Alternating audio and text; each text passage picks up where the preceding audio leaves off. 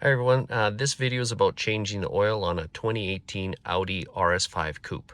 Now in terms of the service intervals for an oil change, online and the manual are a little bit vague, or the information is contradictory. So I like to change oil around 5,000 kilometer mark, obviously metric being in Canada, but also your vehicle has an information system. If you look right here, if you go under the vehicle section, you press into there, you can get into the oil change, which has been due for over 200 kilometers. So based on the current mileage and the last mileage that Audi did the oil change is about 5,800 kilometers. So, not too far off the 5,000 kilometers. So that's kind of a gauge there. But if you want to do a bit of your own research, probably wouldn't hurt. So let's get started.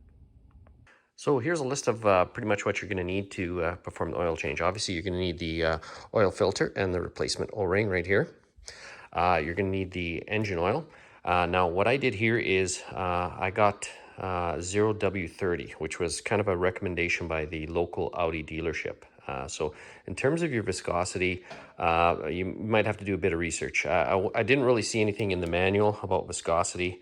They just talked about Castrol Edge Professional. You could use that type of oil, no viscosity. And there is a sticker here in the engine bay as well, right here. But it just it gives you a spec on the oil. It doesn't really give you anything about viscosity. So being in a colder climate up here in Canada, I got 0W30. I'm going to use the pump to extract the oil. Now it is about 6 liters, a little bit more, but according to everything I found online, there is 7.6 liters in this engine. So I'm going to have to do a little bit of stop and go. Also a torque wrench to torque on the oil filter cover, 32 millimeter socket. And if you look right here, here's the oil filter cover, and it says 25 Newton meters right on there. So you can see that. You probably can't see it on the video, but you'll be able to see it in person. And then some pliers as well to pull out, I think it's almost like the dipstick tube plug right here. So it's just a plug. So without it having a dipstick, I'm assuming maybe this is the way Audi does the oil change as well too, extraction method, not drain plug from underneath. And the oil level is measured inside electronically on the information system there, which I'll show you later once the oil change is done. So let's get started. So here we are, next step in the oil change. So we'll take off this shroud, which I've already loosened to just make my life a little bit easier. So you just remove this, set it aside. You're gonna have a drain plug that's located down in the engine here to the right of the oil filter. And there won't be a dipstick, it's literally a plug. So you need pliers to pull that out. It's a little stiff, but you can kind of see what it looks like. It's got a couple little O-rings on it and that, so you pull that out. And then next, you're going to have to select the correct tube from your pump, which is snug and fits in there. And I think it's going to be this one here. The other one I have is a little bit smaller. So feed it in there, make sure it bottoms out, just like that, so it's not going any further. And again, we're going to hook that end up into our pump here. Make sure it's secured in there properly. I won't go over the operation of the pump. They did say though that the temperature for the oil should be between 2 and 80 degrees. And what I did is I did drive the car, and there is a temperature gauge on the dash. I think I was at about 60 degrees Celsius, so should be right there. So, and then just to give you an idea what the pump looks like, it's right there. Just let me get a little bit right down there. So I'll give it a few pumps and see what starts happening.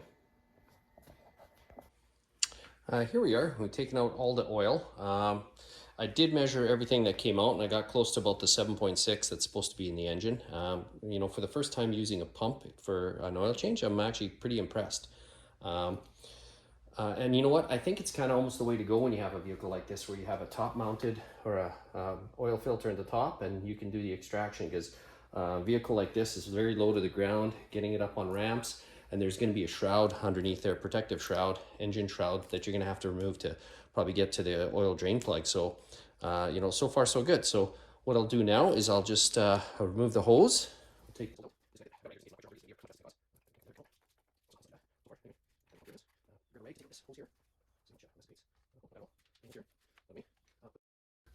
Put the drain plug back in, and I lubricated it a little bit just to make it a little bit easier. So put the drain plug back in. and just make sure it sets all the way down. And I think we can get started with removing the oil filter now as well too. So 32mm socket.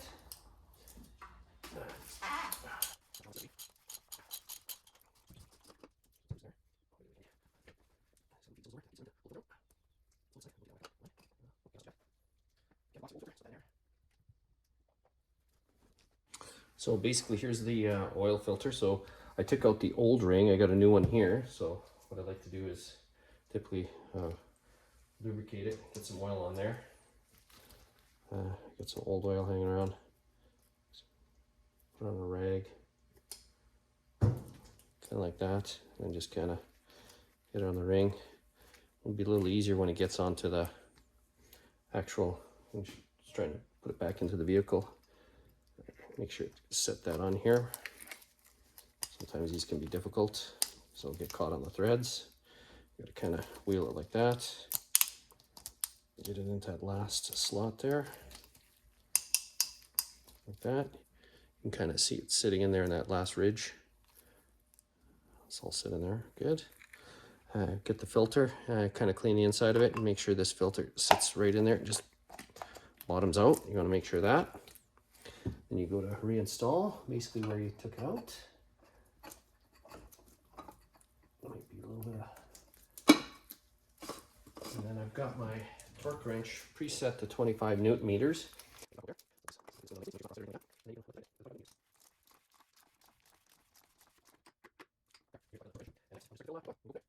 Okay, we got all the engine oil in. It took 8 of these.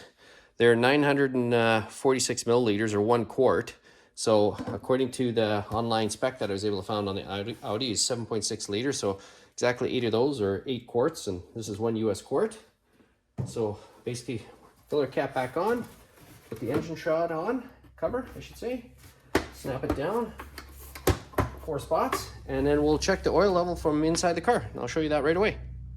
Here we are. I'm going to start the car and go into the maintenance menu. So let's see if we can get a close up on that. So we'll go into vehicle here. That's not what I want. Service and checks. Recording started. So we're going to go to service interval. So we're going to, oil change is due. So we're going to reset that. So it resets for the next oil change. So hit that. Do you want to reset? Yes. It's been reset. That's good. So there you go. It's telling me another 15,000 kilometers up top there. I'm not sure if you can see that. I'm not sure why it's going to there.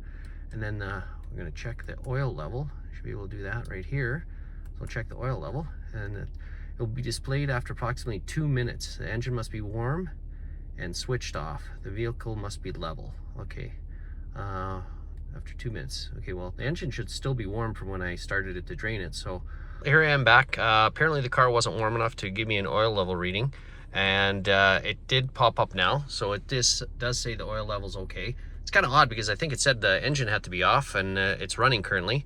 And on the dash you can see the temperature gauge there on the bottom left that I mentioned about the heat of the car and the oil when you're draining it from the plug. So I'm going to shut the car off and see if we can get a reading again here. So we'll go into vehicle again.